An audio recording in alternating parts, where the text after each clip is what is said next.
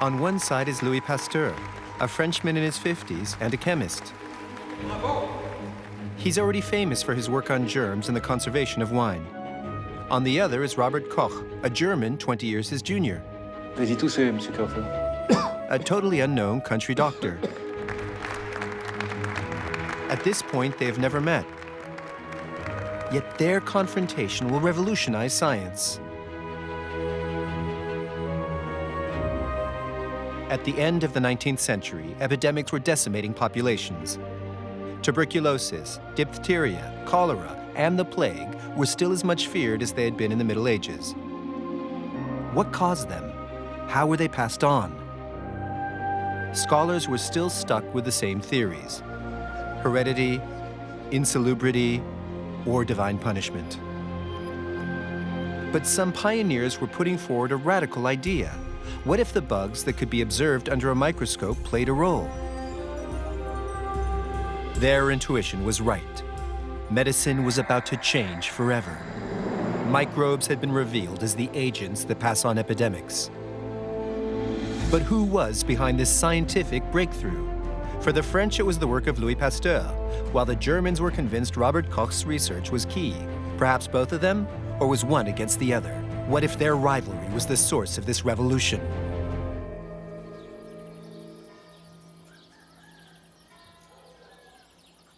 Monsieur le Président de la République, je me vois contraint, à l'âge de 50 ans, de faire valoir mes droits à la retraite comme professeur. Ma maladie a été déterminée par l'excès du travail auquel je me suis livré pendant des années. In October 1872, the chemistry professor Louis Pasteur was weary. 4 years earlier, a stroke had left him partially paralyzed on his left side. His family life had also been a series of tragedies. Of his 5 children, 3 had died of sicknesses. But Pasteur was retiring from teaching so he could work even harder. The chemist wanted to continue the research that had made him famous. His work on wine and beer had led to the discovery that fermentation was the work of microorganisms. And he had an intuition. Similar organisms, invisible to the naked eye, played a much more important role. What if they were responsible for human illnesses? The idea was revolutionary, and he was determined to explore further. Oui? Tu ne m'entendais pas? Nous allons dîner. Oui, j'arrive tout de suite. And yet, Pasteur hesitated. He was not a physician. It was not his field. It would take something else to push him onto this terrain. Something, or perhaps someone.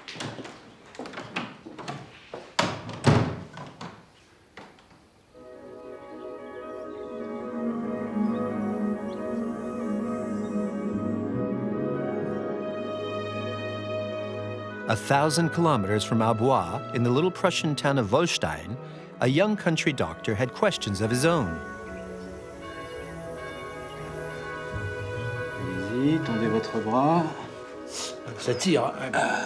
Alors, si ça tire, c'est bien. Vous pouvez vous habiller, Monsieur Kauffer. Dr. Robert Koch tended to his patients. Et vos bêtes, comment vont-elles? But it was not his patients that concerned him most. J'en ai perdu 3 encore. Toujours le charbon? The doctor was interested in anthrax, a disease that was decimating livestock in the region. Mon voisin qui a pourtant bien le double de bêtes que moi. Je vais vous raccompagner, messieurs. As soon as his day was done, Koch was eager to get back to his research. Et encore merci, docteur. Au revoir, Monsieur Kauffer. He would spend hours in his makeshift laboratory, staring through the microscope his wife had given him. He wanted to find the cause of this terrible disease. At the time, anthrax was killing hundreds of thousands of domesticated animals in Europe. They would swell up and die in a matter of hours, hemorrhaging black blood.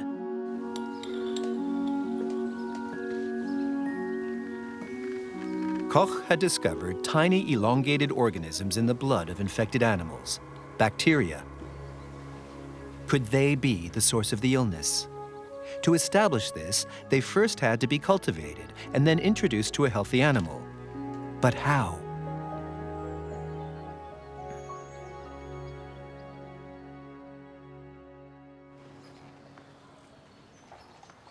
After months of trials, he finally found the solution. Est-ce que je peux les voir? Tu les verras tout à l'heure. Est-ce que je peux les donner à papa? Non, Gertrude, ce ne sont pas des jouets. J'ai vu le directeur de l'abattoir. Il ne m'a pas fait payer. J'ai voulu, mais rien à faire. Il m'a dit que pour le docteur, ce serait toujours gratuit. Merci. Koch had discovered that microbes could be cultivated using an ox's eye. On dirait que je t'apporte de l'or. Mais c'est très précieux, tu sais. Dieses Kammerwasser ist steril. The liquid contained in the eye is sterile. Koch drew it out of the ox eyes and used it for his cultures. Der Vorteil ist, dass The advantage of this aqueous humor is that it's rich in nutrients. The bacteria are very happy there and multiply fast. also schnell wachsen. Now he had to perform the second stage, injecting this culture into a healthy animal. Papa, il y a un lapin qui est très malade. Il va venir, ne sois pas si impatiente, Gertrude. A few days later, the doctor had the demonstration he hoped for. Oui, le gros, il bouge plus du tout. Avec la raison. The rabbit inoculated with his culture had died of anthrax. C'est pas grave, papa? Mais si, c'est grave. C'est très grave, même. For the first time in history, this modest country doctor had just proved that disease could be passed on by bacteria. J'ai réussi, Amy. But Koch was not ready for the consequences of his discovery. His findings sent a shockwave through the scientific community. Koch then had to face critics, among them a famous French chemist.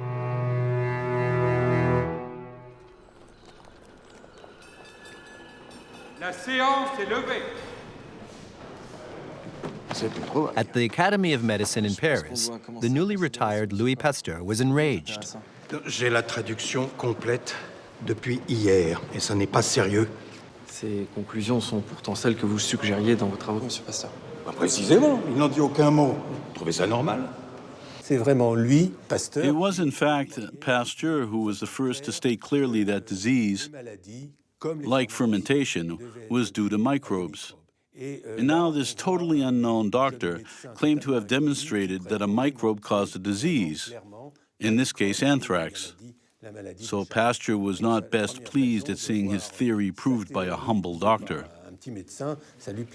C'est peut-être un autodidacte. Il n'a pas accès aux revues scientifiques. C'est un médecin de campagne, complètement inconnu. Voilà. Sans doute qu'il ne parle même pas français. Ah oui, c'est un Allemand. The second catastrophic element was that Koch was German. En plus, c'est un Allemand. A decade earlier, Pasteur had been an admirer of Germany, but the war had swept all that away. In July 1870, Napoleon III attacked Bismarck's Prussian forces, but an overconfident and ill-prepared imperial army was cut to shreds in 3 weeks.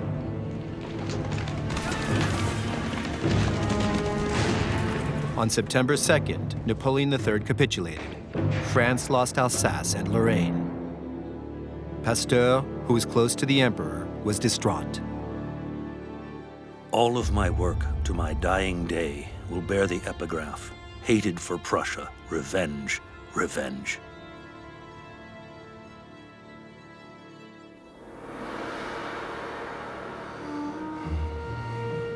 Deep down, Pasteur was sure the German doctor was right. But he thought his demonstration was lacking. It was the work of an amateur. It was time to carry out a much more rigorous experiment. Vous avez la dernière dilution? La voilà, Monsieur Pasteur. Bien. Eh bien, vous refaites exactement la même chose, quelques gouttes dans l'urine. Pasteur decided to reproduce Koch's experiment, but using his own method. Bien. C'est parfait. Unlike the country doctor, he had a modern laboratory and assistants.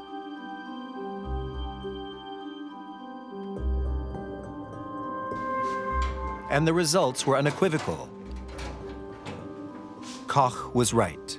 It was indeed the anthrax bacteria which transmitted the disease. But Pasteur wanted to go further. He wanted to solve the mystery of this illness, whose origins remained a mystery. It was a disease which occurred during summer, and there was a strange phenomenon of cursed fields.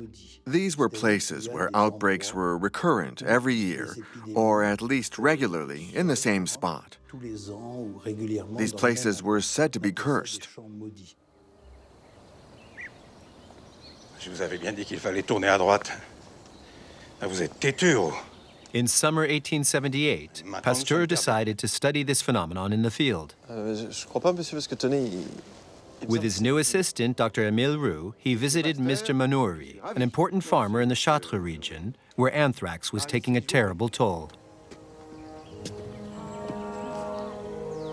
Pasteur had read Koch's work attentively, and the German had already made significant progress on the issue of cursed fields. In Wolstein, he had discovered that anthrax bacteria produce spores, which appear as shiny round dots. These are dehydrated bacteria, which allowed the disease to remain in hibernation. C'est incroyable. But that did not explain everything.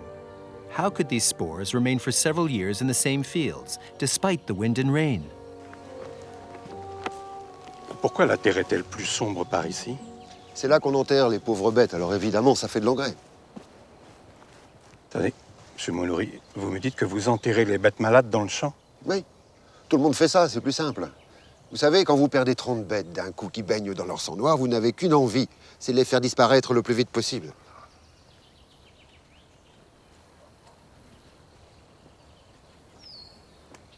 Regardez, regardez. Vous voyez? Vous comprenez? Ces tortillons, monsieur Manoury... Ce sont des vers de terre, monsieur Pasteur. Non, mais je sais bien ce que c'est, monsieur Manoury. Mais c'est peut-être bien plus que ça, voyez-vous? Oui. Et ce seraient les vers qui remonteraient à la surface. Évidemment. C'est tellement simple. Analysis of the worms would confirm Pasteur's intuition. The mystery of the cursed fields had finally been resolved. It was the earthworms that carried the germs, and which, from the depths, brought this terrible parasite to the surface of the ground.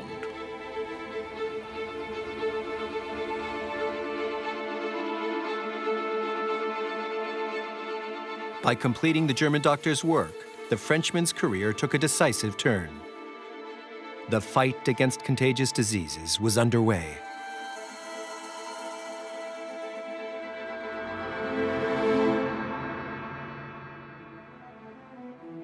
In the summer of 1880, to the dismay of local residents, Dr. Koch left the small town of Wolstein for Berlin. Thanks to his work on anthrax, the young doctor had been noticed and was offered a bacteriology laboratory with the title of government advisor. This man, who had always worked alone, would now be surrounded by the best in his field. Monsieur. Bonjour, docteur. Dr. Koch. Koch had a new goal. After anthrax, he wanted to understand the origins of specifically human diseases. But to become a microbe hunter, he would have to improve his techniques. This was when he developed a key innovation for microbiology: culture in a solid medium. Until now, cultures had been grown in liquid environments. When dealing with only one sort of bacteria, such as in sheep's blood infected with anthrax, it was easy to cultivate. But when there were several kinds of bacteria, it was much more difficult to isolate them. The doctor's first breakthrough involved growing bacteria on potatoes. But this method did not work for the microbes he was interested in, those which could transmit disease. Messieurs, venez voir, s'il vous plaît.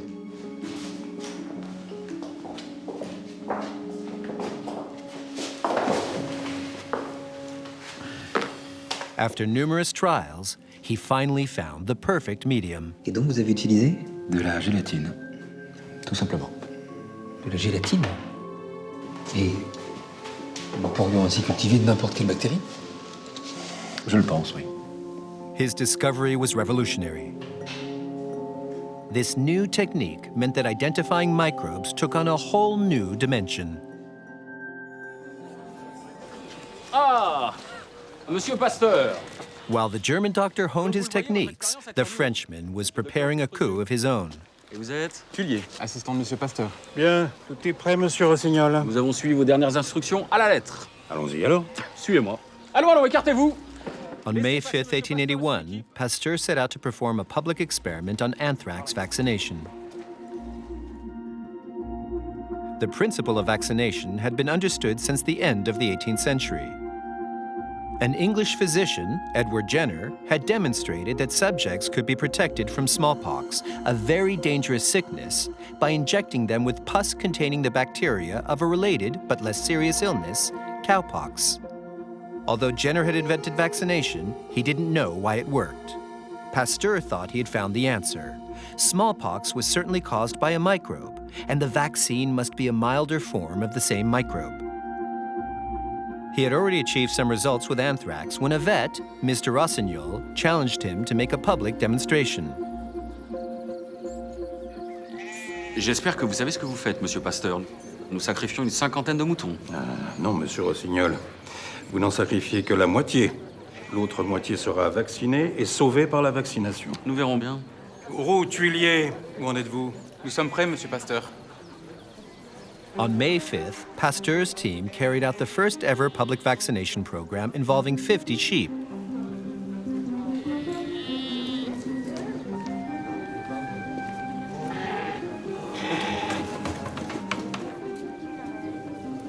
"25 of them were given a first injection of attenuated anthrax, intended to protect them. For the next month, the public flocked to the farm to observe their behavior. But the public were mainly interested in the second injection, when full-blown anthrax would be introduced to all 50 sheep, those vaccinated and those unprotected. The experiment at Pouilly-le-Fort was an incredible gamble. No one would ever repeat an experiment like that in front of the press and the public. He vaccinated the animals.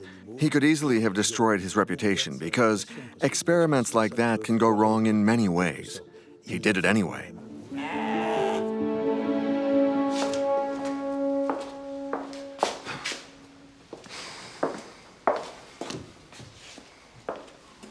Vous avez dû vous tromper dans une injection, ou ce n'est pas possible autrement. Monsieur, je vous assure, j'ai respecté absolument Vous ne vous rendez pas compte? Une brebis qui meurt, et c'est toute l'expérience qui va être mise en cause. Je ne parle pas de ma réputation. Calme-toi, Louis. Il n'y en a qu'une seule. C'est peut-être autre chose. Autre chose? Mais même si c'était vrai, personne ne le croira. Est-ce que tu es sûr que la brebis est morte? Elle va peut-être s'en sortir. Elle était mourante hier soir, alors qu'il est.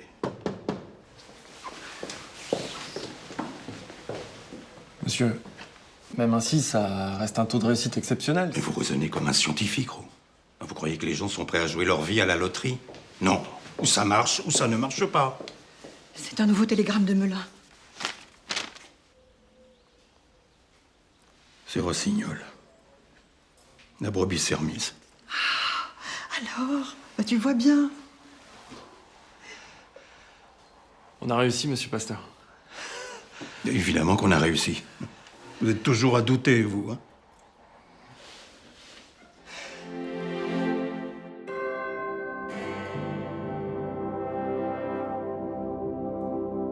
Two months later, Pasteur was invited to the International Medical Congress in London. In the wake of his success at Pouilly-le-Fort, Pasteur's appearance was a triumph. Dear Marie, 3,000 members of the Congress gathered. People packed in, a variety of speeches, only one name mentioned, mine, followed by an ovation. I was bursting with pride inside at the thought of being exceptionally distinguished in the midst of this vast gathering of foreigners, especially Germans, who are here in considerable numbers. Among this German contingent, Pasteur certainly didn't notice the humble doctor who had so irritated him with his article. Koch was not part of the elite. He watched Pasteur's appearance as a simple spectator. Koch was expecting the celebrated chemist to acknowledge his work on anthrax. But Pasteur made no mention of him. Koch was very upset. After 3 years of laborious work while still practicing as a doctor, he had made a full study of the disease, and he thought that this at least deserved to be mentioned. Koch was seething and was planning to leave London without meeting Pasteur when the English surgeon Joseph Lister stepped in. Lister had organized the Congress and was a great admirer of Pasteur. He was also very impressed by Koch's recent discoveries with growing cultures in a solid medium. He invited Pasteur to attend a demonstration. Lister arranges to have them both in his laboratory. Koch gives a demonstration of his new techniques, and Pasteur is quite surprised. Pasteur was won over and ended up admitting, "This is a great step forward, sir." So Pasteur paid a compliment to Koch, and after that, one might imagine that everything was fine between Pasteur and Koch.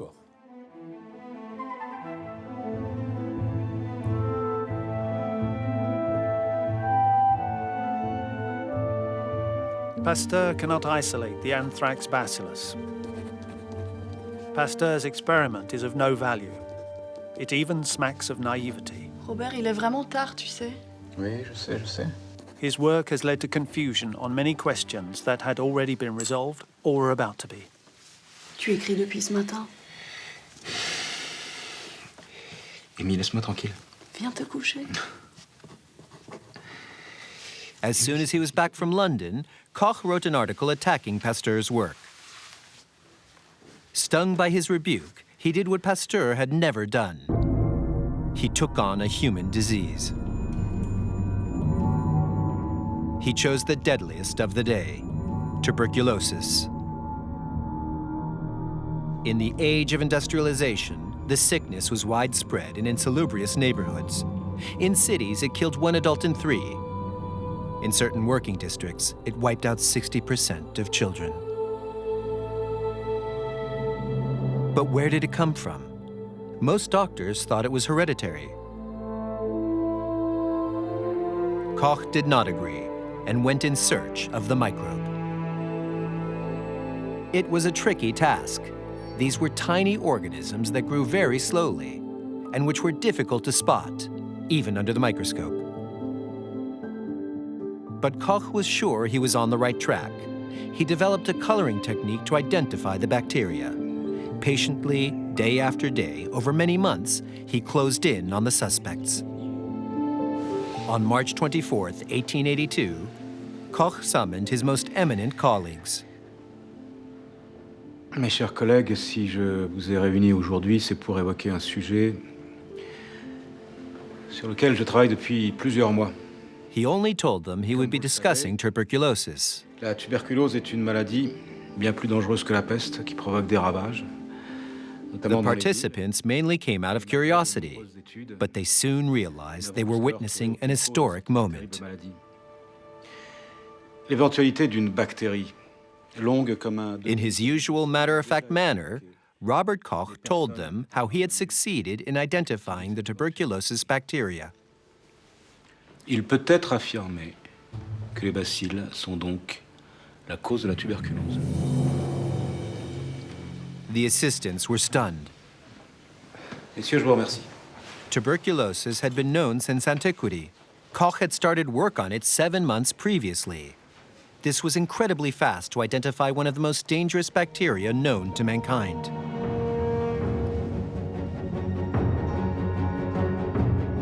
A few days after their initial publication, his findings were reported in the international press.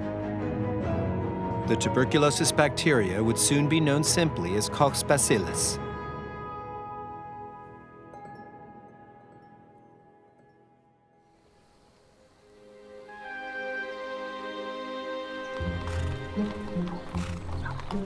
A year after the London Congress, Koch was buoyed with new confidence when he attended the International Hygiene Congress in Geneva.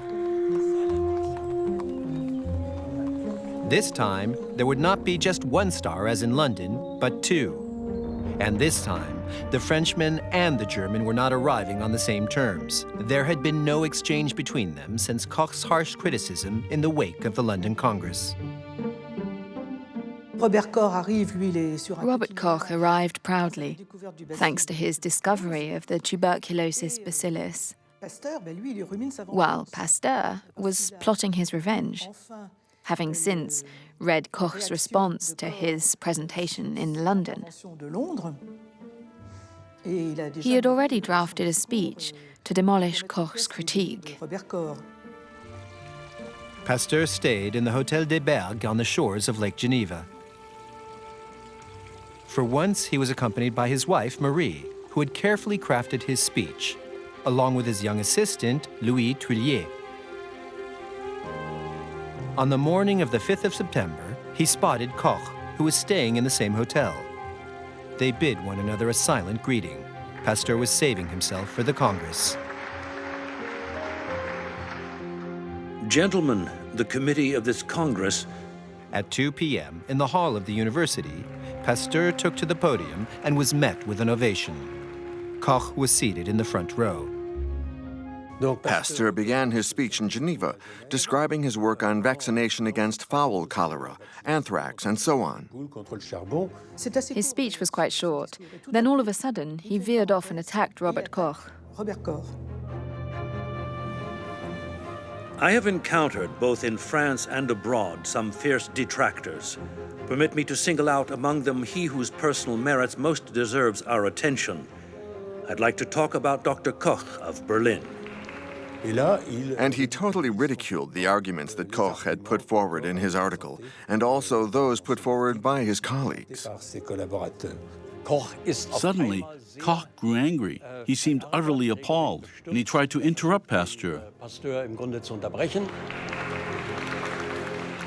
To sum up, not one of the criticisms leveled by Koch and his pupils stands up. All they did was underline the mistakes and inexperience of their authors. Koch got up on stage. The audience held its breath. But despite his frustration, Koch declined to debate. I don't believe there is any point responding to attacks here. Since I do not speak French and Mr. Pasteur does not speak German, we cannot engage in a meaningful discussion. I reserve the right to respond to Mr. Pasteur through the medical journals. Pasteur was a great orator, whereas Koch was no such thing. He wasn't a charismatic speaker. He certainly would not have been able to match Pasteur in a battle of oration.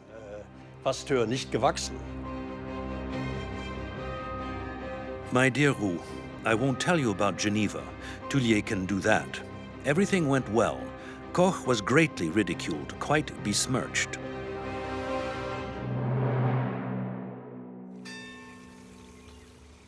The two scholars left Geneva without speaking to one another. It was the second time they had met. It would be the last.